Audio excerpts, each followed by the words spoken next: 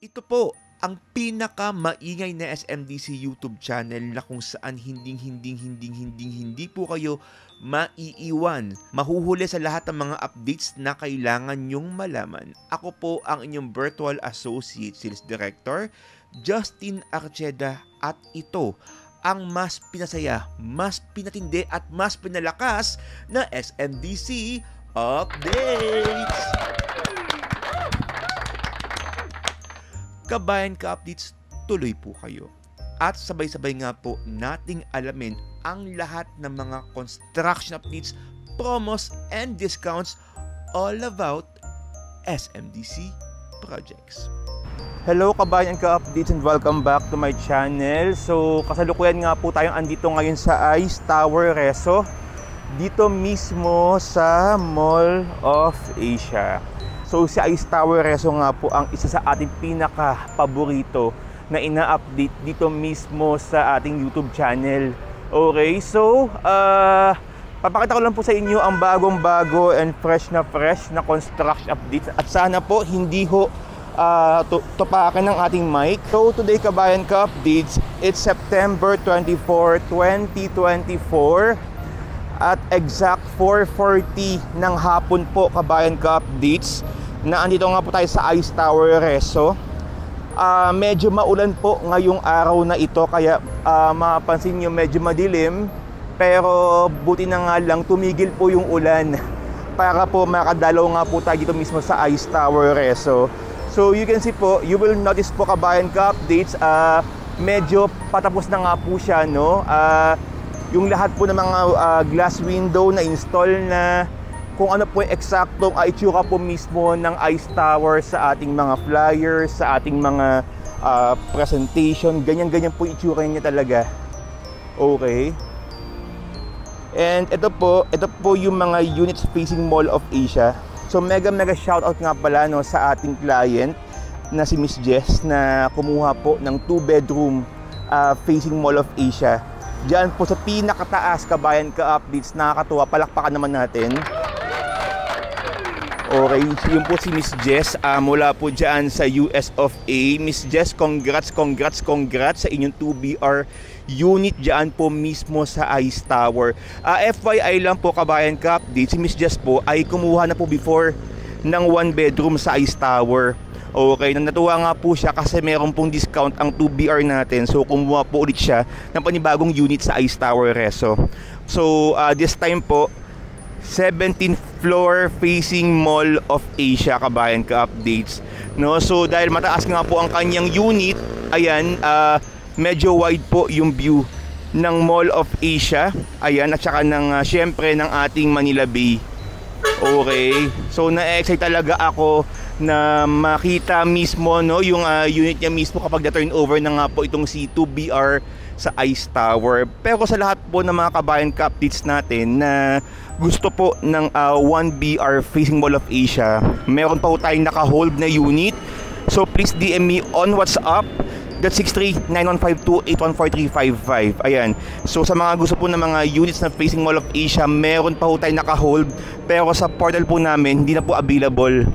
Ayan, so naka-hold lang po under my name, no? Ito naman po yung ating facing Manila kabayan ka-updates. Ayan. So yan po yung facing Manila na kung saan ang makita nga po natin is itong EDSA Road. Okay, tsaka sa part ito kabayan ka-updates, no? Meron din po tayong makitang facing Manila. Ayan. So ito po yung other side po ng Ice Tower facing Manila kabayan ka-updates. Okay, ito po yung ating logo ng malaking Ice Tower. Kita po ba? Ayan, natakban lang po ng halaman natin. Pero ito po yung other side po ng Ice Tower mismo. Okay, ang maganda po kabayan ka-updates, kung kapag kayo po ay kukuha this September 2024, kung kayo po ay mag-reserve ng Ice Tower Reso, ang kanyang term po ay 15% down payment payable in 42 months. 15% down payment payable in 42 months. Okay? And then 85% balance through bank financing.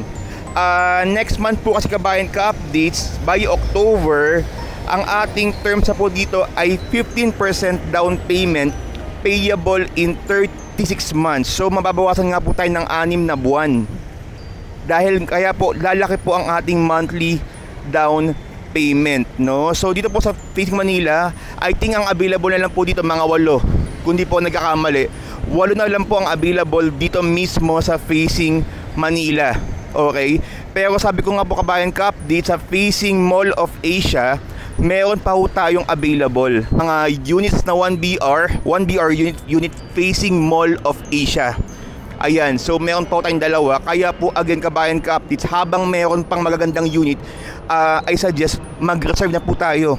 Okay, kasi ito po yung mga units talaga ang perfect for Airbnb business, no?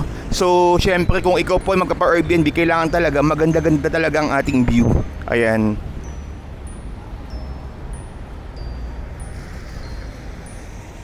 So again kabayan ka-updates, kung kayo po ay interesadong malaman ng buong detalye ng Ice Tower Reso, please DM me on WhatsApp that 63915-2814355 63915-2814355 at ibibigay ko nga po sa inyo ang magagandang unit, no, na perfect for staycation or Airbnb business dito mismo sa Ice Tower Reso.